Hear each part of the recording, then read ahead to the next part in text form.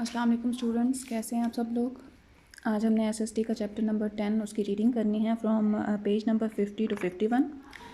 First line है, the European learned cartography, the science of map making and the use of the compass and astrolabe for navigation at C.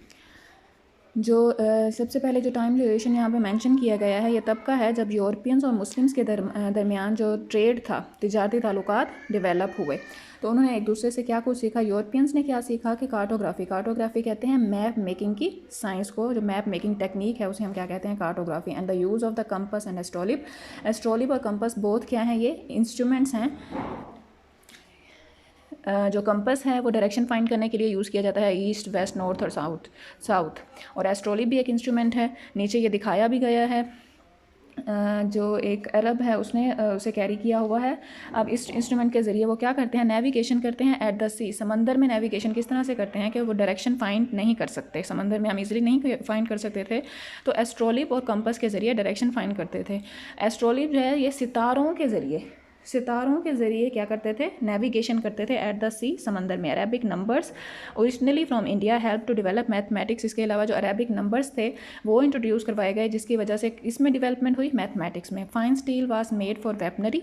Fine steel जो था उसको बनाने का process भी जो है वो सीखा गया, जिसे कहाँ यूज़ किया जाता था, वेपनरी में, मतलब हथियार बनाने के लिए इसे यूज़ किया जाता था, जंगी हथियार।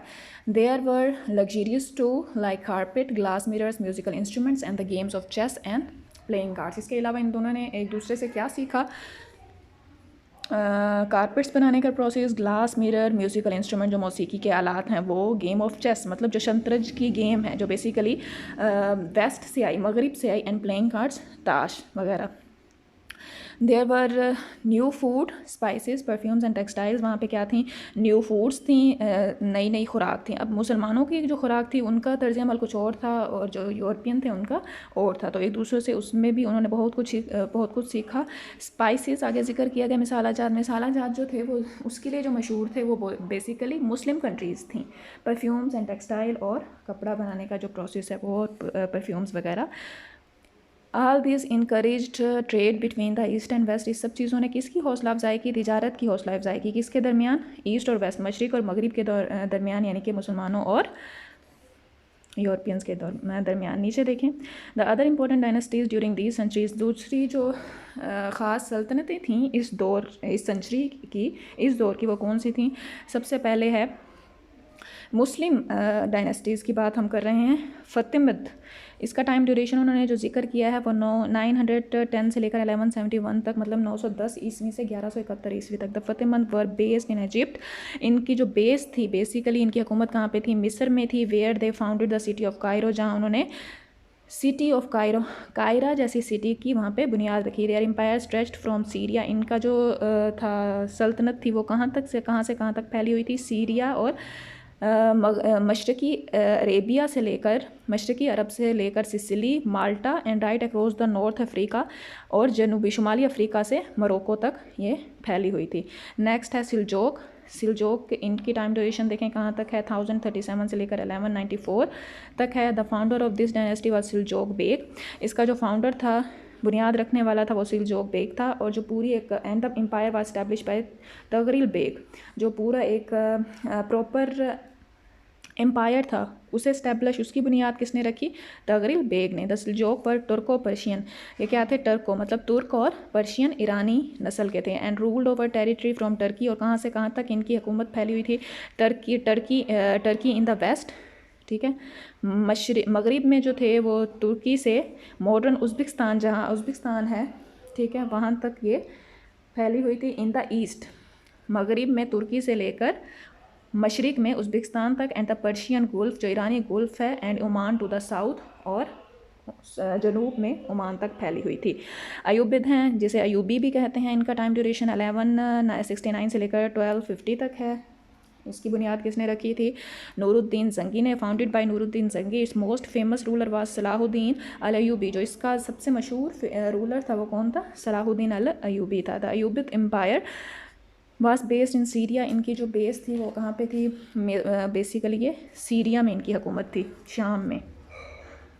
नेक्स्ट मैमलोक ये साइड में उन्होंने दिखाया भी हुआ है, राइट किया हुआ है कि ये वर्ड जो है ये कहाँ से है, अरेबिक वर्ड है और इसका मीन्स है स्लेव मतलब गुलाम। ये गुलामों की हुकूमत थी। सबसे पहले इनका टाइम ड्यूरेशन कहाँ से शुरू हुआ, 1250 से लेकर 1390 तक। दे मेनली ऑफ तुर्क एंड मंगोल ओरिजिन। ये मेनली क्या थे, तुर्क थे और मंगोली थे, ठीक है। अब ये पावर में कब आए, came to power after Salahuddin al Ayyubi. Salahuddin al Ayyubi के बाद ये क्या हुए, पावर में आ गए, इनकी हुकूमत शुरू हुई। They were based in Syria, Palestine and Egypt. इनकी हुकूमत कहाँ कहाँ थी, सीरिया यानी कि शाम में थी, पैलेस्टाइन फ़लस्तीन में थी एंड इजिप्ट मिस्र में थी। नेक्स्ट देखें ओटमन है। ओटमन जिसे ज़्यादा जो मशहूर जो इनके लिए है वो है सल्तनत उस्मानिया जिसे भी हम कहते हैं, ठीक है। इनका टाइम ड्यूरेशन दूसरी जितनी भी डायनेस्टीज़ यहाँ पे जिक्र किया गया है उनसे ज़्यादा प्रोलॉन्ग्ड है, यानी कि 1281 से लेकर 1924 तक है। और उन्हें राइट भी किया हुआ है one of the longest ruling dynasties, ठीक है। जितनी भी हुकूमत करने वाली थी सल्तनतें थीं उनमें से सबसे ज़्यादा जो लॉन्ग डायनेस्टी थी वो कौन सी थी, रूलिंग डायनेस्टी ओटोमन एम्पायर्स की थी। देवर ऑफ टर्किश ओरिजिन, ये प्योरली क्या थे, तुर्क थे, ठीक है।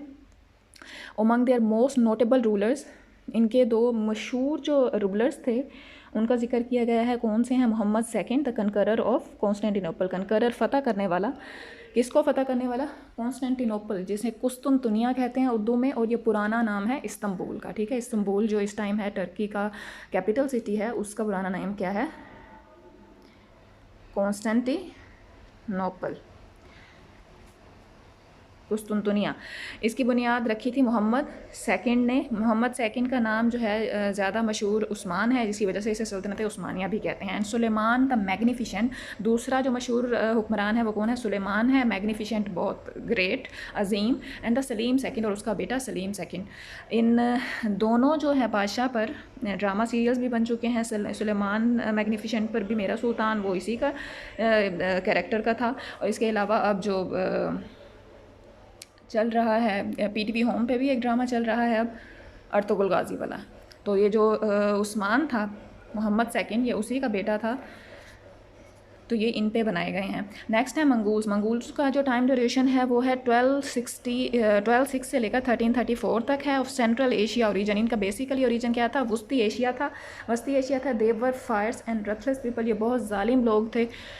During their invasion into the civilize city, ये जब किसी भी महज़ब कंट्री में जाते थे, हमलावर होते थे ऑफ देयर टाइम, इस उस दौर की, they appear to have spread devastation where ever they went, ये जहाँ भी जाते थे वहाँ पे खून रेजी, कत्लो गारत और इस तरह की ये कंडीशन पैदा कर देते थे। Two of their memorable leaders, इनके जो दो मशहूर यादगार लीडर हैं वो कौन है, Genghis Khan and Halaku Khan, ठीक है।